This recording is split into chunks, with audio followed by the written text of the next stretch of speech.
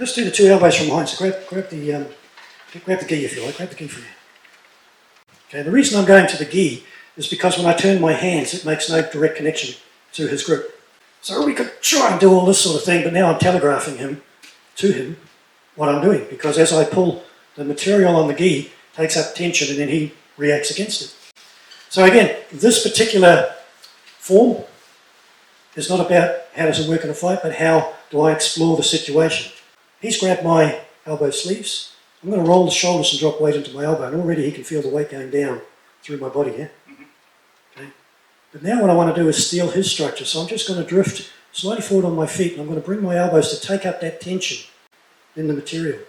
Once I've got that, then what I'm going to do is step in what we used to call a floating bridge. This is taking weight till my other bridge, my other base, can find a point for me now to bring my body mass up and move through the situation and change where we are. So at the moment, how do you feel? Yeah, awkward. Awkward. Okay. We haven't layered any fighting stuff on here yet. All we've done is disrupted his structure. But you'll feel the difference from when I try to do this, and he now is countering that because I'm using direct force against direct force. So I'm going to ask you to explore, how do you feel? If I feel like I'm using more force, then maybe I should look for somewhere else, something else. And at the moment, I'm all up in my shoulders. I've got tension in the shoulders. So by releasing the shoulders and putting weight down through my elbows, he's already got weight down into his feet. We then could add, if I release my knees and drift over my feet, he now comes into the toes of his feet, which makes it harder for him to pull back against me because he's now on his toes.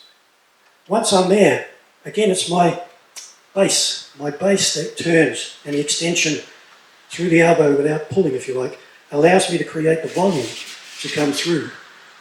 And basically we're in a ribby situation at the moment. Oh, we can go somewhere else. But let's just play with this.